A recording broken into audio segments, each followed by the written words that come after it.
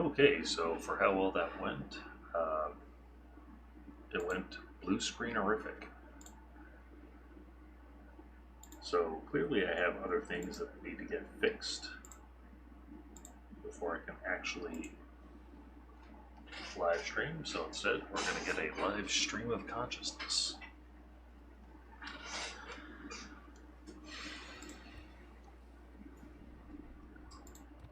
Let's see what we got here. Okay, whatever. Uh-huh.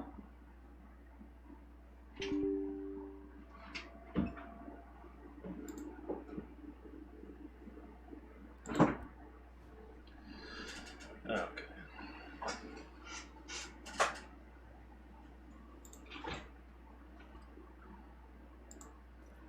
Well, anyway.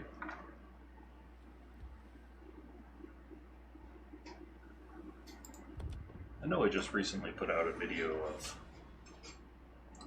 the status of the channel, future of the channel,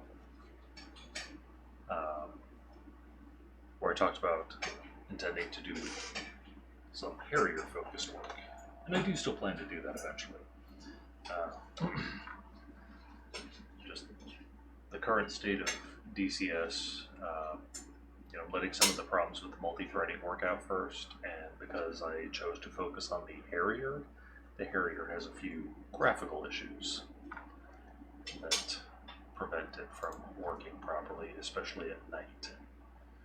So I need to kind of wait for those to sort themselves out. So in the meantime, it is unfortunately, for some of you I guess, going to be more mechs and battleships.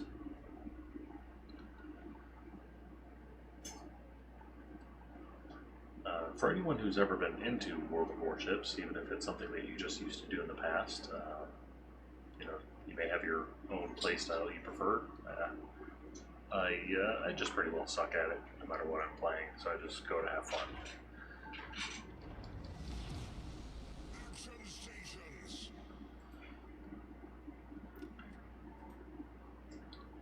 On the DCS front, there are some exciting new things that have popped up.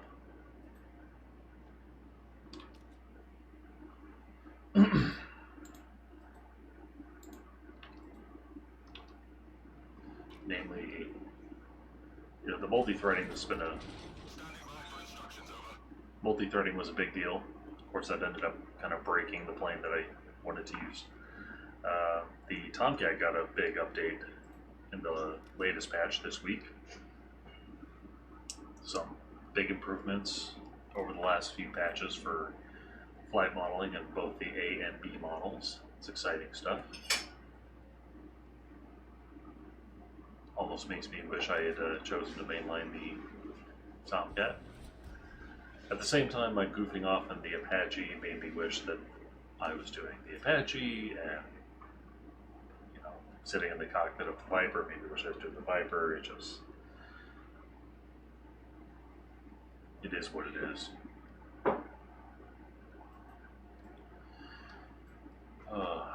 Enemy force sighted on the horizon. So one of the reasons that Battletech has been big in my stream lately, or MechWarrior 5 I suppose I should say, is ever since I was a kid. Oh no, another Yamato. He's shooting at me. Rude.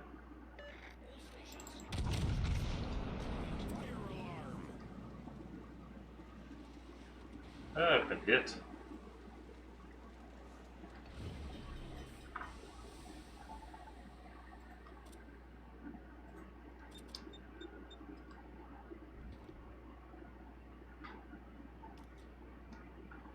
Oh, that was unpleasant.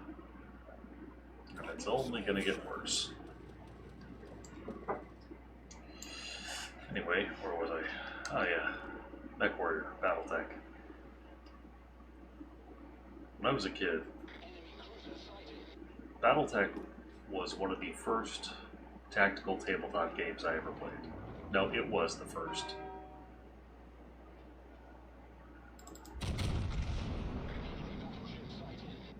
And then I was later introduced to the RPG companion to it, MechWarrior, which was the first RPG I ever played. So it all has a very special place in my heart.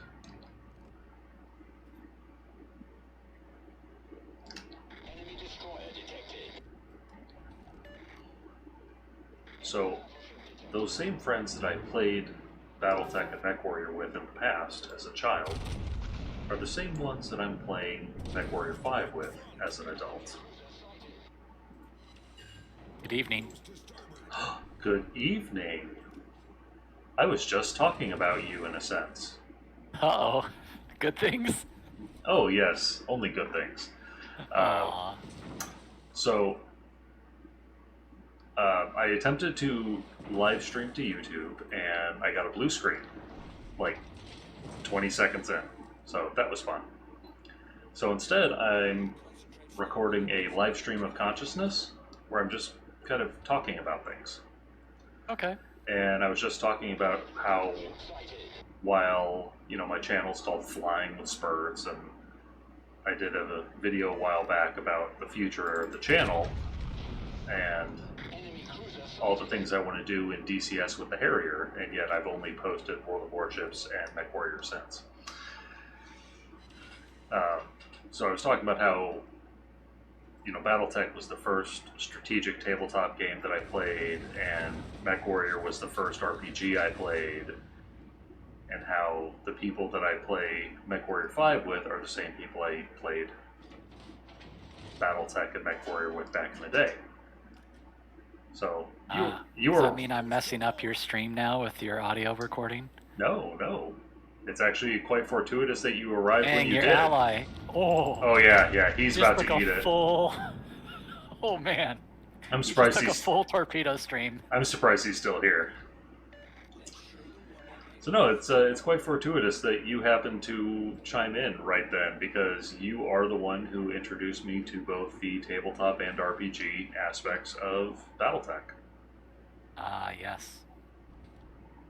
I remember it like the other day. It was 1996, and it was your birthday. And I thought, hey, I'll bring a bunch of my old game books, because that's okay when you're 14. Yeah. When we're all just nerds. Yeah. Little nerd things. Hey, worked out. It did. I wouldn't have changed that for anything, except maybe to start doing it sooner. Or, okay, if I could go back and change anything about that period, I would have started reading the books more. Oh, have you followed up with Jake to try to get my old books? No, I have not. Okay, you should do that. He sounded like he was interested. He's Okay. like, oh good, someone might be able to use them. Yeah, if he's not going to read them, I will. I am getting beat up. This is what happens when you switch to HE rounds, because there's a destroyer around, and then you go up against another Yamato, and he's using AP.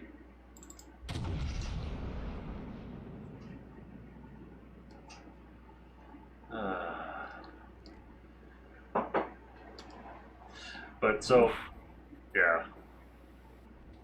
So I've been thinking a lot lately about that mech that I had you design for me for your 3050 timeline game, Yes. and how terrible of a design it is, but not of any fault of yours. Well, you asked me for you- something that you would gave go me- 464. You gave me exactly what I asked for. I asked for a 100-tonner that would do 464 with 20 tons of armor and have all energy and weapons and would generate no heat. Because I was so afraid of generating heat. And so you delivered exactly what I asked for. It just happened to be that I didn't know what a good assault mech should be. That's all right. This... That's the military-industrial complex delivering for you. Oh my god, yeah. You want this design? Boom. Sure, I'll give you exactly what you want. It's gonna Will it suck. actually But deliver in a combat situation? Maybe. sure, if you can get within 6 hexes.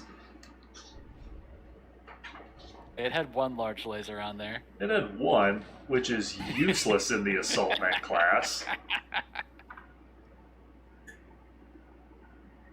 Oh my gosh. But yeah, I was afraid of heat, like deathly afraid of heat, until I started playing with the Wolverine in your 3025 game. And I learned, like, oh man, back then there were no options. You had to generate heat. Oh yeah. Oh. And so, after that, like, looking back at the Dominus with my current mindset, it's like, I probably would have traded in some double heat sinks for ER large lasers if I wanted to stick with the all energy route. But oh well, you live and you learn. The way I was talking to Riley about it is that mech design is speed, armor, firepower, and heat soak capacity. Pick 3. Without compromises. Yeah. You can't engineer the perfect thing, because I remember like the very first conversation when I first started bringing out the game, everyone kept, it's like some of the initial questions were, what's the best mech? And I felt prescient enough to say, well, it's about how you use it, because a fast mech might be good in this situation, but a mech with lots of guns might be good in that situation. Yep. And then we saw the record sheet for the Mad Cat and said, oh, this is awesome. How come we never use this? And then you used it against us, and I think you wiped out like an entire lance of us with one Mad Cat. Granted, all of you were fielding, I think, 30-25 Yeah. stuff. Yeah. First game. Which, representative of the initial clan invasion. We would have all been using Succession War stuff. Yeah. I think, if I recall that very first session, I think I fibbed on one of the rules where I did a run backwards. You can only walk backwards. Right. I think I figured that out after the game. I was like, oh, whoops. Sorry. But I think I was doing that too. I was in a Locust, and I was running backwards. So it wasn't all you. But talking to Riley, I explained the Mad Cat as effectively the best mech money can buy. Because there's nothing it's weak at. But it is horrendously expensive.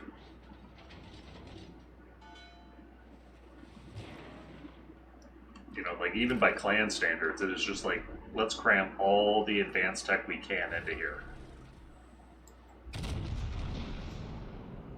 You get an XL engine. Let's make it an Omni mech. Let's put Endosteel on it. Right? And Ferrofibrous. Yeah. It's easy to double up both of them with clan tech. Yeah. Especially Might as when well. you're using compact weaponry. Because I think the bulkiest weaponry it had was the LRM-20s in the shoulders. The rest of it was all energy weapons. Yeah. I'm a little hazy on exactly what it fielded because I didn't play I think Man units. Prime... frequently. I want to say Hey, Prime... you won. Hey. Well, I didn't win. I didn't do squat. Yeah, see? Down in- You shot some things. I shot some things. Yeah, I want to say that the Prime fields 2 ER large lasers and 2 ER medium lasers in each hand. And then some small lasers on the torso inside of the LRM-20s. Oh, look, I lost money. Great. think the sneakiest aspect of clan stuff that people underestimate is that all the missile bays are like half the weight, and none of the LRMs have minimum ranges. Oh, see, I forgot about that. That's the part that makes you really yearn for clan tech, because the other stuff is like, oh, a double heatsink that only takes 2 criticals instead of 3, or just other stuff. The ER large laser is like a ton lighter. It's like, but when you want to make a missile boat, clan tech is the way to go. Yeah. Yeah. Well, and let's be honest. An ER large laser that does as much damage as a Gauss rifle is nothing to sneeze at. True. That's effectively a Gauss rifle with unlimited ammo. It just makes heat and weighs, 13 tons less.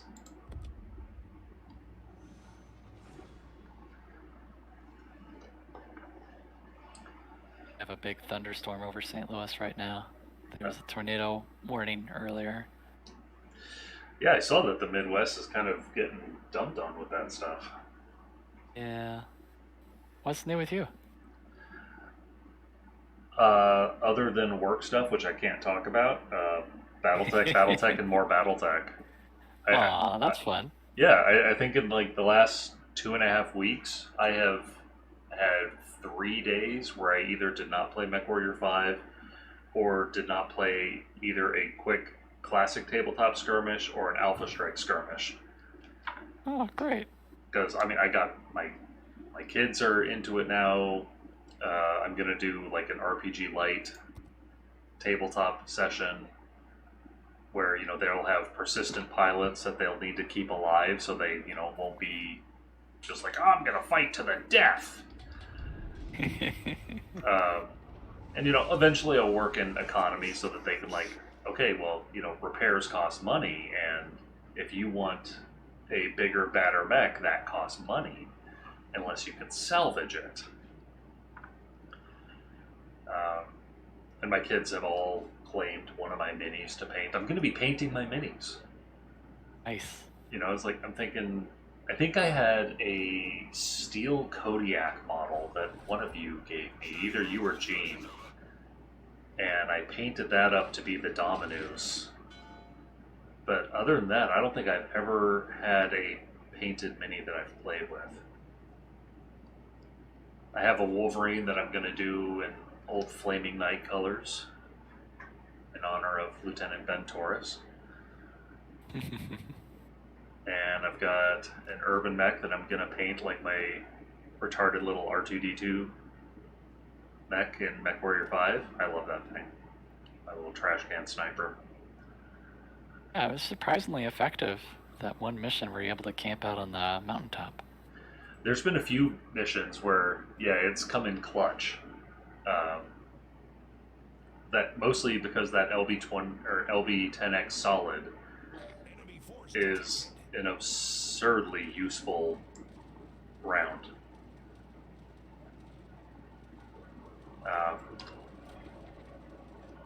Compared to a standard LB10, compared to a standard autocannon 10, it weighs less, does more damage, shoots faster, has a flatter trajectory, higher projectile speed, and generates less heat. Sounds like a winner. Right. If you're not trying to use a burst fire autocannon 10 or an LB10X shotgun, there's no reason to not use the solid.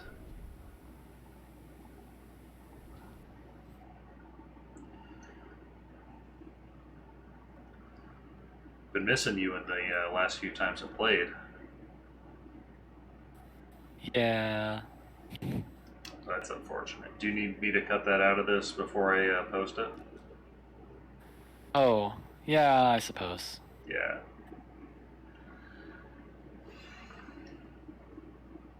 No problem. Can make some clever edits here and there. And then we talked private stuff. And we're back. Hey, look, my ship teleported. Totally didn't cheat. No, because everyone else's boats did too. That's how you know it's on the up and up. Oh, And there was just like no one around for me to shoot. still out of your range? Yeah, this thing has very short range guns. Oh, Like they're big caliber but short barrels. So see if you can kind of see that there. oh yes. Now that I see them from this angle, yes, I agree. They are very short-barreled. Indeed. As your gunners are trying in vain to swivel to their position. Oh God, what is Now he the captain doing? wants- now the captain wants to look over there. Swivel, swivel. The captain is insane. Well, maybe. But he's got an awesome drone that lets him just float over the edge of the ship, get a better view of the field of battle. Right? This occupy the 3 center spots. Yeah. And it looks Some like are weird. most of them are weird. Yeah. I was actually watching someone else stream a game called Ultimate Admiral, No? and It's that not like it looks like what I wish this was. Single player, possibly campaign. He just kind of makes up his own stuff as he goes along, but it has a shipbuilding mechanic in it. So you get a hull, and you have to outfit the naked hull with superstructures and towers, and everything has pros and cons, the different engine technologies, different gun sizes, and it just looks like an endlessly fun game. And then when it does does the shooty bits, it's a bit RNG. You have your crew that have some default training values, and it determines, how accurately you can hit it, what types of ranges. And so all that looks fun, and the damage is compartmentalized. So Oh, neat. yeah, so if you take hits, and you have crew, and as you take hits, you lose crew, and if you take damage to the engine spaces, your engine performance is reduced, and you can take fires and take flooding from plunging fire, that's one of my big gripes with this game right now. Is now that I've unlocked the Yamato and have the biggest damn guns to ever sail, I'll take long range shots, and every now and again I'll hit something, and it'll be plunging fire with an 18-inch shell, and it'll say, "Oh, you got an overpen." I'm like, I hit the top of the What? middle deck. How did I overpen? You mean I overpen the Citadel? I just went right through the entire ship, and no flooding starts, no extra damage for hitting the Citadel. Just, oh yeah, you got an overpen. Screw you.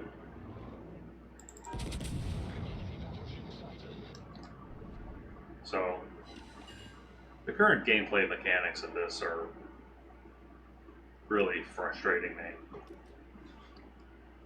It's too bad. It is, but Ultimate Admiral is like a $50 game, and this is free, and I'm cheap. Ah, So you get what you pay for. I guess. Yeah.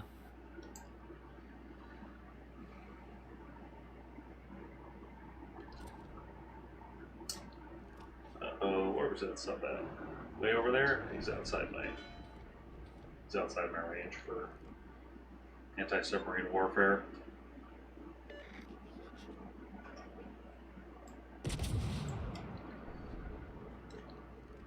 Omaha is such a good mid-tier ship.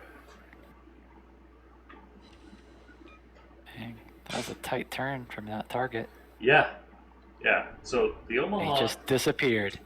yeah, the Omaha is classified as a light cruiser, yet it is in most ways a better destroyer than the destroyer available at that tier. It has better guns, tight turning, more torpedoes. It's fast, and when Riley first got up to that ship, he was complaining that, you know, when he goes broadside, he just gets killed instantly. And I said, well, don't go broadside. Like, well, that's the only way I can get all 8 of my guns on target. Like, yeah, but you can get 6 guns on target if you're bow on. You know, who cares about getting all your guns if you have to present a big target to someone? You know, it's much more useful to present this tiny little target and still have most of your firepower available.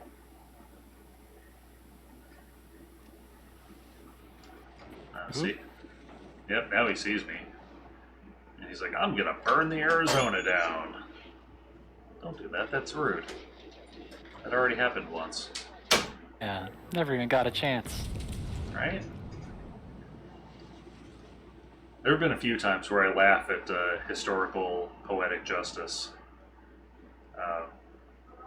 Like, you know, when I get bombed by a Japanese dive bomber and they get a devastating strike against my powder magazine. I'm like, oh, well, alright, that's accurate. Works. Oh, hey, a Citadel then. Nice. For me.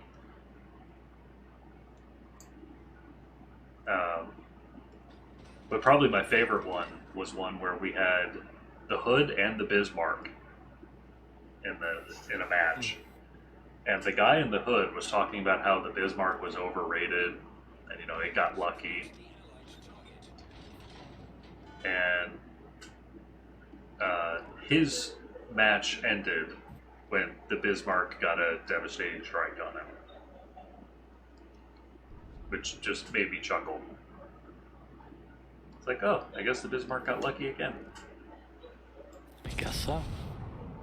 See if I can get over that little mountain there. Nice. Hooray for overpens. Alright. I only drove destroyers, so I always just loaded the high explosive. Yeah. I never went for the penetration game. Honestly, when you get high enough level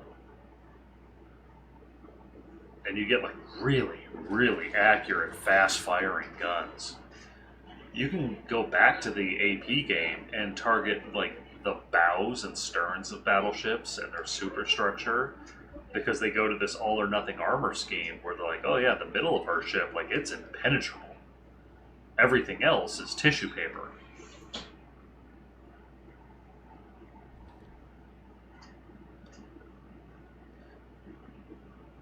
But the problem then is you get to a point where you no longer have a speed advantage on anyone either. Like, oh yeah, my destroyer does 35 knots. It's like, well, that's nice. My battleship does 33. In fact, I think, Once you're spotted, you're like, I can't get away. right, you're like, oh, well, now I'm screwed. I guess Smoke screen. I've got 3 of those. I defeat your smoke screen with radar. I did escape a ship once. It was like the last battleship on the board. We were just trying to snuff him out, and There he is. I walked my way out through this between 2 islands, and it's just like the way how the game does visual spotting, where it just shows like the entire ship just appears at once, Yeah. versus like you're I don't know. Anyways, he appeared at once. I was like, that's a battleship. He's well within range of me. I dropped a smoke screen, did a full stop, and backed my way out, and he didn't get me. Got lucky. Yeah. See what I do to this New Mexico. Nothing. Ooh, 7 pens and a Citadel. Ah! I'll take it. Wow. Good shooting. New York's down. Alright, I'll turn back into this Omaha that's back here somewhere. He's gonna take C, but that'll be the last thing he does. If he's smart, he'll run and hide.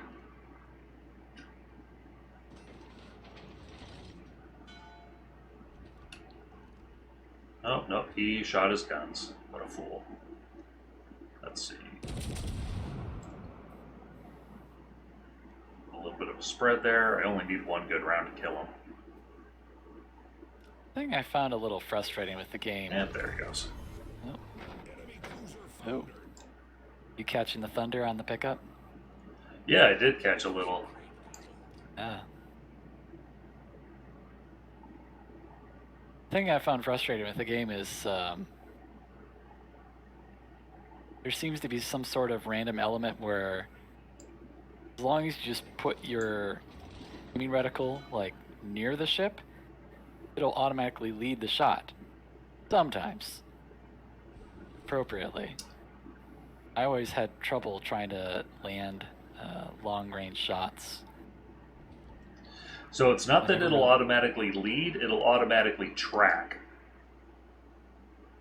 So like, now that I've put my reticle here next to the Ismail, it will stay here next to the Ismail, but I have to determine where to put it.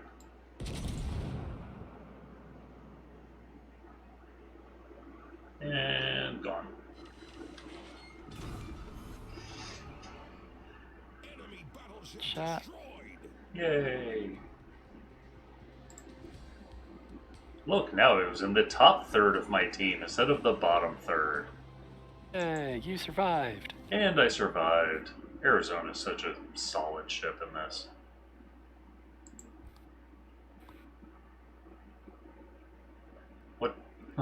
What tier was I even up against? Mostly 5 and 6. No wonder this round went so easy.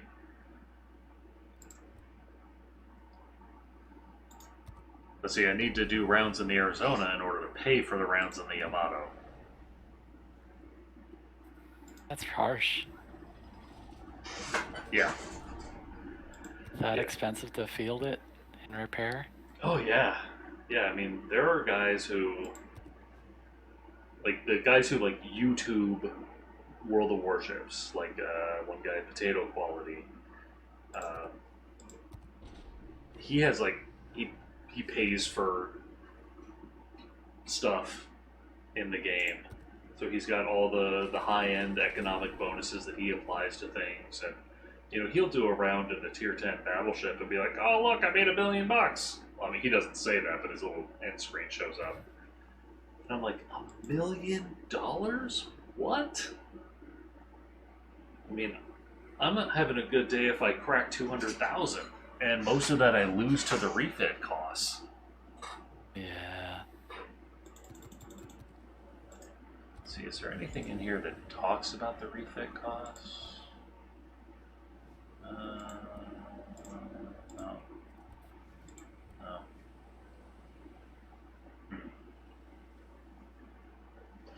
Well, if there is, I don't know where it is.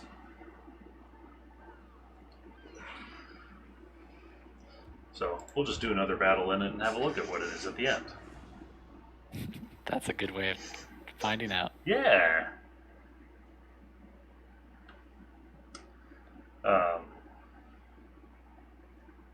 But yeah, I mean, I think when the game started, before they started trying to expand all the lines, like, it had a lot of features that probably made people mad, but I thought that they were more realistic. Like, you know, destroyers being able to fire guns effectively over the horizon.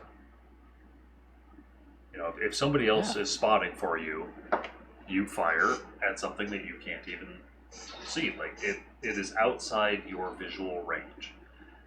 And the impact of that was that you could fire without being seen. You know, it's like, oh, your guns have a range of 16 kilometers. Your spotting range when shooting is 12 kilometers. Your spotting range otherwise is 8 kilometers. And I thought, hey, you know, that's a really neat mechanic because it actually takes into account things like that. And then they just kind of arbitrarily said, nope, if you're shooting, you can be seen up to the maximum range of your shells no matter what. Oh. I'm like, I am lobbing. Yeah, I mean, look at this thing. I'm lobbing shells 26 kilometers. No one is going to see that. No one can see 26 kilometers away. Right. Sighted on the horizon. Oh look, this Montana's already in range.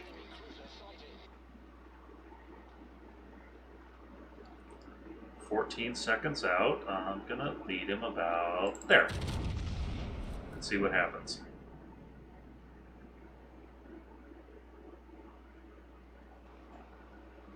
Because this is a Not even hilarious turning. range. Yeah. Oh, there he goes. Now he started. Okay, you see that? 4 overpens from the front. That's bullshit.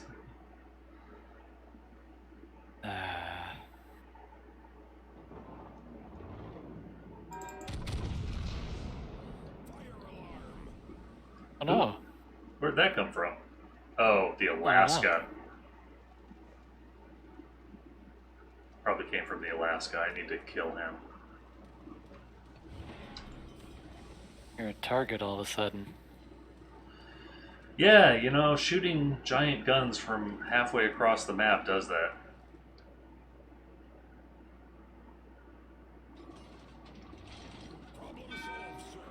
You don't look like you're moving very fast, so I'm just going to try to put those rounds right there. Hopefully I take this on my belt. Yeah, that wasn't too bad. Boom, boom. Yeah, see, he's firing high explosive at me.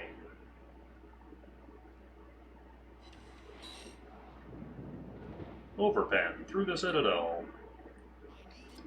What garbage.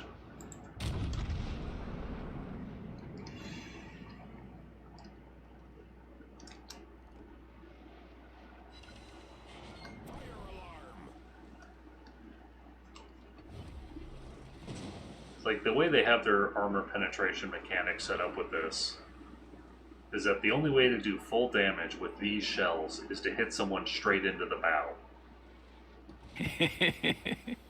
Because it'll just punch a hole through anything else.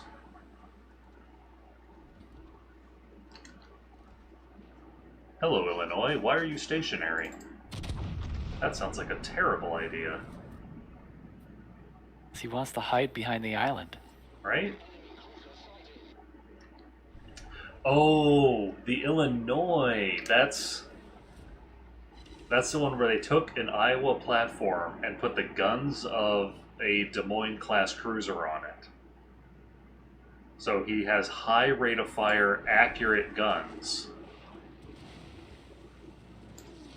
And he's just going to spam AG at me all day. Like, he will win this exchange. I need to disengage from him. Yeah, you've got 2 other guys with good arc on you. Yeah.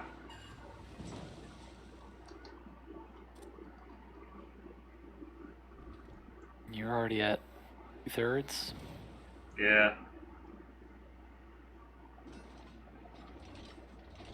Where's the rest of your fleet? Oh, you know, they don't care. Yeah.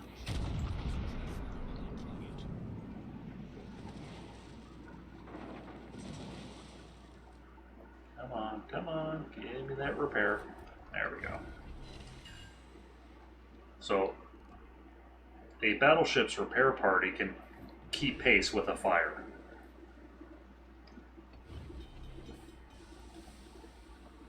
So if it wasn't for the fact that I was already down so much health, I would have just let the fire burn and relied on the repair party.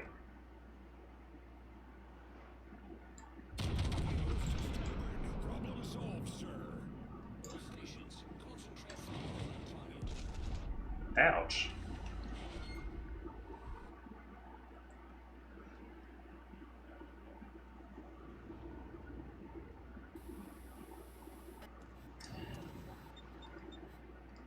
So one of the big things that happened in DCS recently, exciting news for me, is they introduced multi-threading support finally. You hadn't already? It's No. such a demanding game. It is a demanding game, but it's based off of a like 2006, no, earlier than that, like a 2002 game engine. Huh. So they never updated the engine for multi-threading. I see what's gonna happen here. No, I hit the brakes. Wow, There we go. cleared it. Yeah. Good job.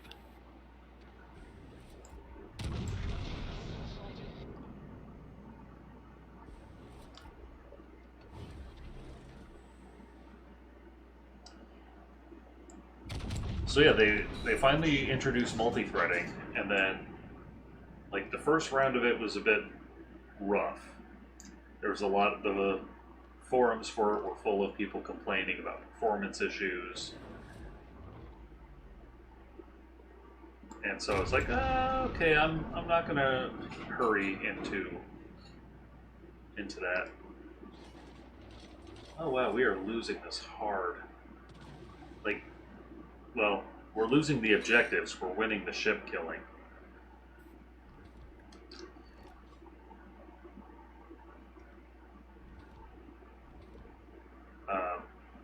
But one of the things that came about with the multi-threading update was a lot of the nighttime sensors in the Harrier, which is a night attack model of the Harrier, stopped working properly.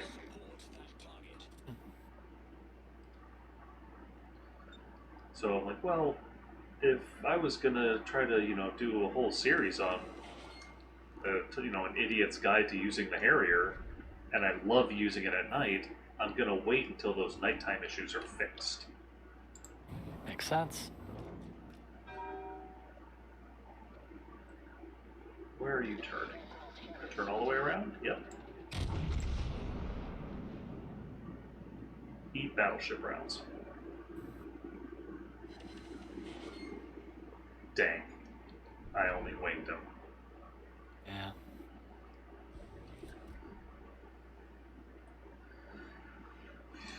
Ooh.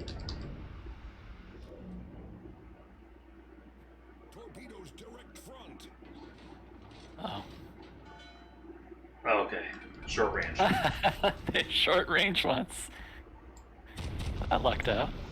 Yeah. I would have eaten one on the nose. I would have been able to get her away from the rest. Torpedoes dead ahead. Yeah, torpedoes are weird, and the best option is actually to turn into them while hitting the brakes. Yeah. I learned that a lot doing my own torpedo runs. Watching people dodge them. Learning to dodge them myself Ah, is usually the first folks into the battle were the destroyer versus destroyers, and we'd try to lob yes. torpedoes at each other. Yes. Alright, well, you know what? It is very satisfying to get a good torpedo run. It is. Very satisfying to hit something so small and nimble with a torpedo. Usually it happens when you catch someone who thinks they're safe sitting in a smoke cloud. I once had a match where I forget how it Move was up and laid try out, to take but D here. it's just one battleship. It was like there's like two different conflicts going in where like our enemy was like the outer ring, and the rest of us were like in an inner ring. Mm-hmm. But I was yes, sailing that in, one. I was sailing in on the outside ring, and just as I cleared one of the openings between the rings, I saw like an enemy battleship just parked, and they were busy shooting their guns in the Oof. opposite direction. I was like, oh, he doesn't see me at all. Then you got hit So with I did, like- secondaries. I did the narrow spread torpedoes, and I just went boom, boom, and I just kept on sailing, so I couldn't even get return fire. It Nice. was glorious deliverance of tens of thousands of damage. Beautiful. Beautiful. Alright, I'm going to go ahead and activate my spotter so I can hit the midway from here. Because now my max range is 32 kilometers. Which is actually still short for what historical guns back then could do. The difference is the time of flight. You know, it's one of those things where if you just look up on Wikipedia and you see, like, oh, the Iowa class could shoot, 43 kilometers. Well, yeah, but the time of flight of those shells was like 92 seconds. Yeah. Always seemed suspect that these ships could seemingly move that fast, but the shells are only like twice as fast as a ship. Yeah, I think they did some like weird scaling things in this game for playability reasons.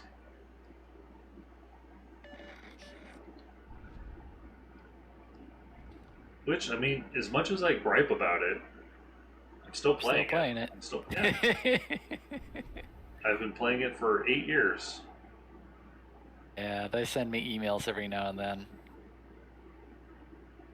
That's usually the best time to hop back in, because it usually means that they're like giving you free in-game money. Yeah, I don't know. It's just too much of a grind for me. For me, the issue of like the grind didn't really feel like it was a problem until tier 7 getting into 8. Getting into tier 8 felt like a grind, and anything above tier 8 was just brutal. Yay, captured! I also like bumped my way into some toxic players. People just gloating over their victory, or Yeah, that teammates happens. who are just bad teammates. Blaming me for stuff that I had no control over. Right, right. Well, you find that, or I can say that I've found that a lot with destroyers, is everyone will blame the destroyer on a lost game. You know, why didn't you spot? Why didn't you smoke? Why didn't you torp that guy? Like, well, I can only do one thing at a time. Yeah. Victory is in sight. But look at that. You know, for a game you about 5 minutes ago, you're saying that you're losing on the point value. You're, Yeah. Settling in on a victory. Yeah, I think we killed enough of the enemy ships that all of a sudden it's like, oh, well, now all these bases are uncontested. Yeah. Oh, yeah, someone's going to get them with torps. Just one, just one. There it is. Done. Cheers. All right. All right, so look at this. I made 194,000. All right. Let's see. Ah, made middle of the pack. Okay, I'll take that. Yeah. So on damage. Decent hit rates with my shells. Look at that. Look how much I lost to the refit costs. Oh, the resolution is a little small. Could you read it out? Oh, sorry. I lost 189,900 credits to refit. And that's with a negative 15% bonus applied to the service cost. Oh, so you got a net of 4,000 after all of that? Yes. My almost Wow. 200,000 became a net of 4. And that is what I despise about tier 10 ships. But if I was playing in premium, I would have netted 100,000. Oh, but then you have to give him like actual money. Right. No thanks. They end up giving me 1 to 2 months of free premium every year. And that's when I play the most. Like, that's when I really push to grind up to the next ship. Because that's the only way I can make it through a tier 9 grind. As it so happened with this, I only made it into tier 8 before my free premium ended up. Or, yeah, my free premium ended. But then that was when I realized I had enough free XP and whatnot that I could just, like, directly skip the tier 9 ship completely and just research the Yamato. Just spending that much extra XP to do so. And then the next time I came back to play, they're like, "Oh, I have a $2.5 million gift." I'm like, "Oh, that's sweet. That's exactly how much I needed to buy the Yamato." Excellent. So I didn't even have to spend time grinding up money in the Arizona. I was able to jump from the Amagi. Let me go into the tech tree here. Yeah, the Amagi. That was a great ship. Let me go into my profile. So I had a rough couple of matches towards the end of my time in the Amagi. And I still had an overall 63% win rate and a 123 kill to death ratio. There was a time, probably about halfway through my time with the Amagi, where my KDR was like 1.7. And my average kills per battle was like 1.2. It's like, this ship is great. And then I thought, man, I can't wait to move up to the Yamato. That thing's going to be fantastic. And while I am at an 80% win rate out of 5 matches, that has nothing to do with me. So I have 0 kills in 5 matches.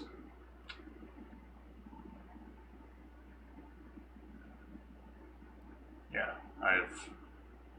I've not figured out the guns on this because the Amagi, much like the Arizona, has relatively short range guns. So I went from guns that like topped out at I think 17 kilometers to guns that reach out to 27 or 33. And all of a sudden I'm looking at times of flight over 20 seconds. And I'm like, oh, good lord, how do you even aim that far ahead of something?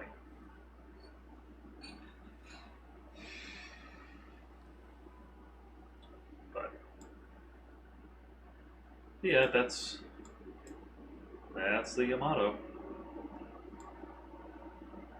Arguably the biggest, baddest warship ever designed and sank by airplanes. Yep. Which is largely true of the Bismarck as well. It took some damage from the surface fight, but really it was the torpedo planes that jammed its rudder that caused it to be crippled. Yeah. And I mean, those were fairy swordfish. Like, those were not good planes. They're not great planes at all. We're going to use a World War I naval aviation asset and drop torpedoes on the most advanced warship ever to sail out of Germany. You just fly right at that thing at about, 200 or 300 feet up in the air, and when you're within about 500 feet, drop this bomb and hope it keeps drifting towards them. Right? Oh, they were so lucky that the Germans did not have a AAA game. Although, no one but the US realized how important AAA was going to be. Let's see, let me pull up my Montana. I'd rather pull up in Iowa, but this'll do. So, AAA defense. Let's go. Alright, let's see.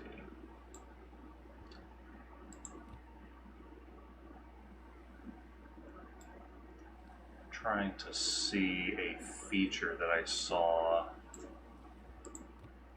on the New Jersey.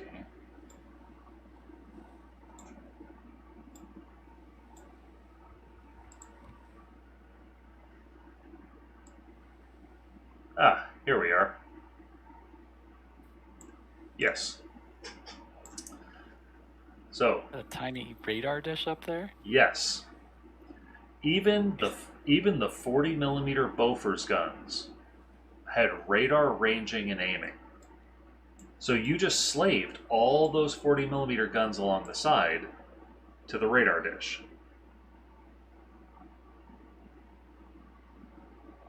And then you just feed in ammo. And then, of course, the 5-inch guns were directed by these radar dishes. You had one here, and another one up here, and one on the other side of this funnel. So from any one side, you could have 3 radar dishes feeding up to 4 computers to aim the 5 guns. And these are the ones that had the radar fused shells. So you didn't even need to get a direct hit, and there was no guesswork about what to set the timing for the shells. You just fire it, and if it gets close enough to the plane, it'll explode, and then so will the plane. Aha. Something like, I'm going to try to remember the orders of magnitude here. Before the invention of that shell, even these radar-guided guns had a kill rate of 1,000 rounds fired for a single aircraft brought down. I think with the shells, that dropped to 20. And you figure you have 10 at a side, and they can fire every 5-6 seconds. Yet it's the 40 millimeters that apparently got the most aircraft kills in the war. Probably because they were so rapid firing. Those solid shells are exploding flak. On the 40, flak. Okay. Yeah, then, let's see, what are the little 20 millimeter. Yeah. Little shoulder fired 20 millimeter. About the only thing that's not radar guided on a Iowa class ship. Which, I mean, this isn't an Iowa, this is a Montana. Fictional ship. Proposed ship. They changed the names of the ships on you? No. The Iowa's the Tier 9 ship. Oh, okay. I had to... You're just showing me gear that's similar to it. Right. Yeah, I no longer have the Iowa because I had to sell it in order to afford this. And it's one of those things where, like, now I actually want to go backwards. I want to sell this and buy an Iowa because it's more historically representative, and honestly, it was more fun to play because it was so much faster and more maneuverable. Which, oh my gosh, the stories that I hear of what Iowas could do, things that do not play out here. Let me see if I can go into the tech tree, click on Iowa, preview ship. Alright, so this says that the turning circle radius is 920 meters. That sounds astounding. The actual turning circle for this ship is less than its length. Wait.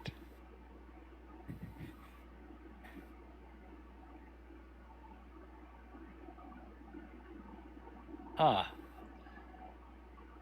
Pretty, agile ship there. Yeah. I mean, what that means from a physical perspective is obviously you can't turn something in less than its length overall, but if you started a turn from here, you would travel, if you were going to starboard, you would travel less than a ship length over when you were facing the other direction, because it turns so hard that the aft end of the ship kicks out and around. And apparently they could do a crash stop. Only the Wisconsin ever did it, as far as I know. The way they described the crash stop is that it was so violent that if you were going full speed at 32 knots and you dropped a bob weight off the bow when you began the crash stop, it would make it to the rear turret when you stopped. And the description of what happened during this is like, they talk about like equipment flying forward against bulkheads and, sailors being thrown off their feet, and it actually permanently damaged the rudders. Because what they would do is, on top of throwing it into full reverse, there's 2 rudders on an Iowa, and they would tow them in to create a damming baffle along the center line of the ship.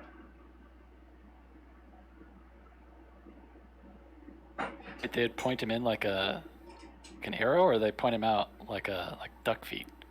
Point them in like an arrow. That would slow it down. Yeah, Huh. because all the water that's trying to flow underneath the center line of the ship, it has nowhere to go. Oh, okay. So they tow the rudders in until they're basically touching, and then you're just making this big water scoop that's just dragging through the water. In many, many ways, I feel like the Iowas were just the pinnacle of warship design. Just that the nature of the warship was completely changing by the time they were designed. Yeah. They're already obsolete, essentially. Yeah. Yeah, they were. They were indeed. Makes me wonder how the deployment of like lightweight, like cruise missiles and drones are going to impact next naval war. It's Well, going to mess things up. cruise missiles have been impacting naval doctrine for decades and decades. That's why we don't still make ships like this. Because no matter how big and armored you make a ship, you can build a warhead that'll punch through it. Right. Which has actually led me to kind of, in morbid curiosity, look at ultra high tensile strength concrete. As one does. As one does. When in my military aviation studies, I'm hearing people talk about how bunkers made of this stuff are nigh impenetrable, and I'm thinking, what? We've been busting concrete bunkers since the 90s. This can't be that big of a deal.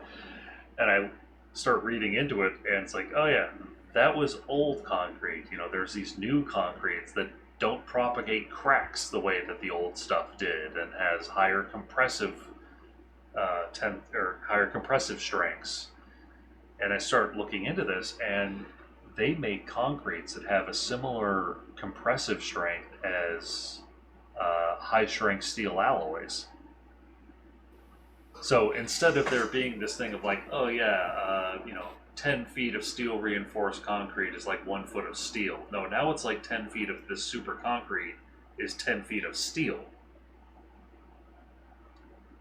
And it costs half as much per thickness,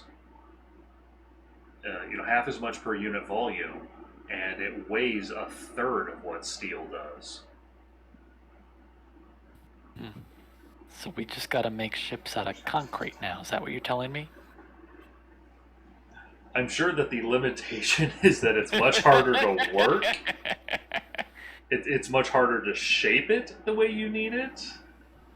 At least I would assume. Otherwise, yeah, like if you were to have this magical ability to rebuild an Iowa-class battleship out of concrete instead of steel, it would only weigh... 3D printer. Right? Those concrete 3D printers that can build houses? That's right. Yeah, you use one of those of colossal scale to 3D print an Iowa out of this super concrete, and it would only weigh like 15,000 tons. I mean, heck, started doing shipbuilding contests of sorts in World War II, and they got a Liberty built in one day. Dang.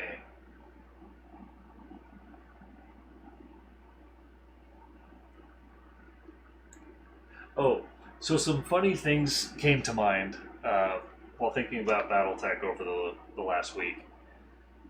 What's that? You know, one of the things I was reading about is how in the clans, if you were in the warrior caste as a trueborn, you went through your trials, and your last trial of position, the blooding. If you failed, you had to go into the civilian caste. Yeah. And then I read something about how in Clan Ghostbear, like, they would fully embrace their new role in the civilian caste, and the other members of the civilian caste would fully embrace them coming in. It wasn't seen as like this like shameful thing in Ghostbear. And then, so my brain's just like pinballing this stuff around it, like the idea of an elemental, this like 8 foot tall Arnold Schwarzenegger guy in the civilian world. And what ways could that be hilarious? And the first thing I thought of was like an elemental defense attorney. And like the prosecuting attorneys got the defendant on the stand, and it's like, so what exactly was it that you said to so and so? The defense attorney says, objection, Your Honor, leading the witness, or hearsay. And it's like, I'm asking them a direct question of what they said, and then the elemental just like flexes so hard that the buttons of his suit explode off, and the judge goes, sustained. I'm thinking, no. Objection withdrawn. Right. It's like, I'm like, no. That sounds like very mob oriented. And then my mind immediately jumped to like a mob protection racket, only the other way, where you have an elemental shopkeeper who's sitting behind his desk, doing paperwork, and somebody comes in and says, and he says, hey, what can I do for you? He's like, no. The question is, what can I do for you, sir? You see, a lot of the other businesses around here have been having some, talk something off the shelf, accidents, if you know what I mean. And we can prevent that from happening for a small fee. And then the shopkeeper stands up to his 8-foot height and said, oh, really? And then ends up extorting the mob. What did you call me? Yeah, very much like that. Very much like Oaken. And that thought was hilarious to me. And so I just started thinking about areas in civilian life where being an elemental would be hysterical. All right. I'm looking this up now. My 1 day build time of a Liberty ship was apocryphal. Apparently the first one was launched in September 1941 after 150 days of construction. A year later, on November 8th, 1942, the contest was won by one particular shipyard in Richmond, California, where they launched their ship after 4 days and 15 hours of construction. Whoa!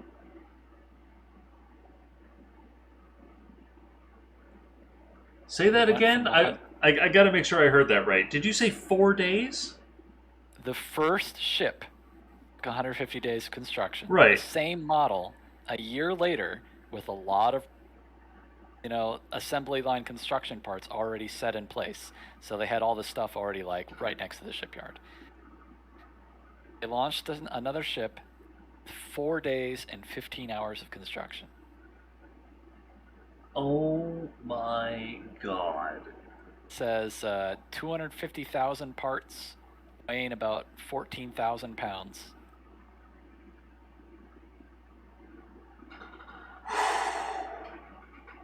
That is unbelievable.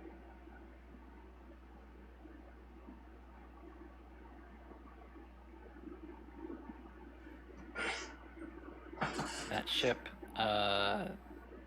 was involved with some close combat, apparently, and kept sailing until 1963 when it was scrapped. Nice. So one other fundamental exercise that I used to toy with was You know, what happens if the Navy decided they wanted to bring back the Iowas just because they are a floating hull and they modernize them? How would I modernize an Iowa? And I decided I would scrap all but the forwardmost gun,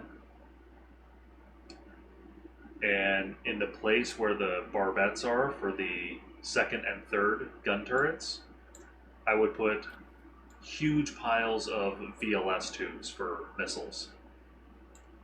And then I would even drop those into where all the 5-inch guns are. Because the 5-inch guns are basically air defense, but they're useless against incoming cruise missiles. Because while they have all the targeting systems they would need to hit a cruise missile, one thing that I've learned in my professional job is that fusing matters. Fuse timing matters. If your fuses are designed to hit a 300 knot airplane and you shoot it at a 600 knot cruise missile, you're gonna miss even if you explode and fuse properly. Yeah, you need those. You need those flak systems they've got in Battlestar Galactica, where they just build like a. It just sets up a whole wall of explosions in front of your ship. So I was thinking, It's like, we got those Cylons that can't shoot missiles at us now. So yeah, I was thinking you just drop some VLS tubes of air defense missiles in the place of the 5-inch guns, and then you drop the actual attack missile VLS tubes in place of the 16-inch turrets. And I think when I calculated how many tubes you could have, you would have a total number of VLS tubes equal to 2 Ticonderoga class cruisers, which is more than any other ship in our inventory. Oh, hang on. Oh, better take a call. All right, have a good night. All right, you too. Thanks for chatting. Thank you.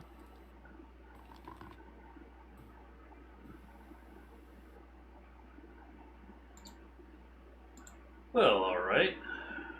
Now that we've finished our ramblings and discussions, I think I'll go ahead and end the recording. So, sorry the live stream didn't work out. Hopefully you had fun watching this. If not, oh well. Hope you didn't waste much time watching it then. See you next time.